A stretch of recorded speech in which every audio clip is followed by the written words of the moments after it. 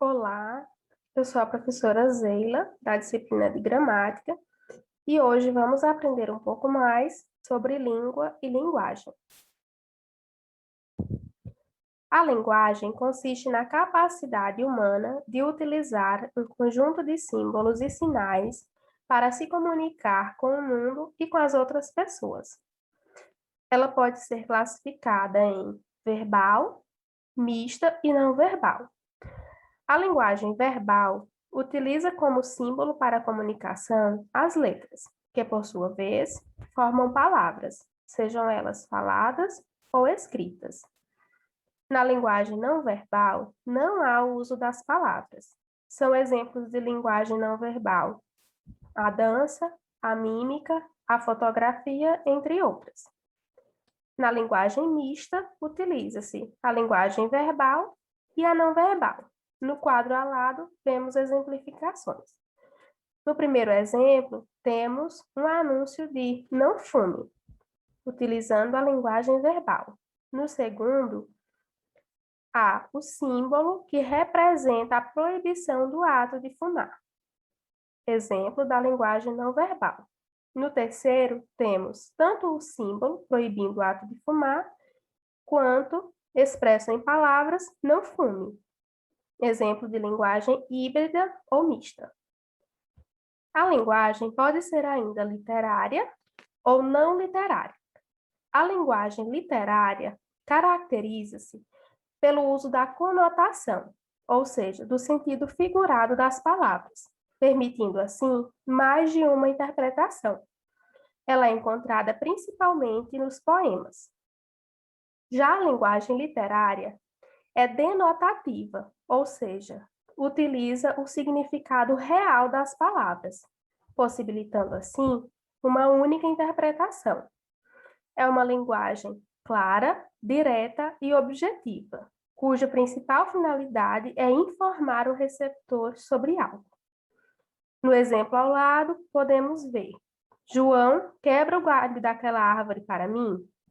Nesse exemplo, a palavra galho foi empregada no seu sentido real, referindo-se ao galho de uma árvore.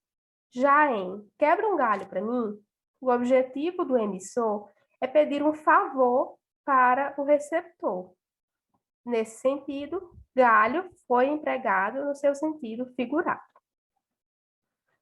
Outro aspecto importante para conhecermos quando falamos de linguagem é a metalinguagem, que ocorre quando a linguagem é utilizada para explicar a própria linguagem. É quando, por exemplo, assistimos a um filme que fala sobre a produção de um filme.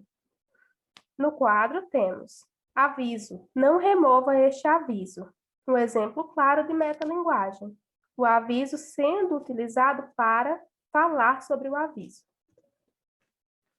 No que diz respeito à língua, ela consiste em um conjunto de símbolos e sinais compartilhados por todos os indivíduos de uma determinada comunidade. Dizemos que a língua é viva, pois ela muda pela ação da comunidade ao longo do tempo.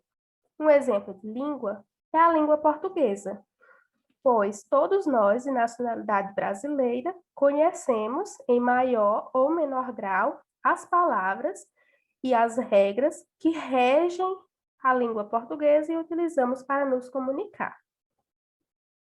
A língua é capaz de se adaptar e se transformar de acordo com influências linguísticas, ambientais, culturais e socioeconômicas, variando de uma região para outra, de uma sociedade para outra, etc. Conhecer essas variações é muito importante para combatermos o preconceito linguístico, ainda persistente em nossa sociedade.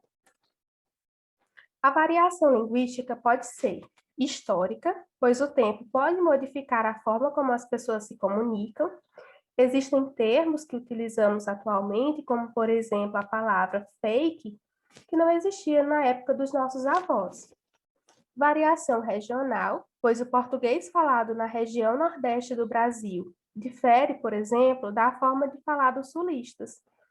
Tal modificação ocorre tanto no vocabulário, como, por exemplo, a utilização de palavras diferentes, mas com o mesmo significado, e na pronúncia da língua padrão.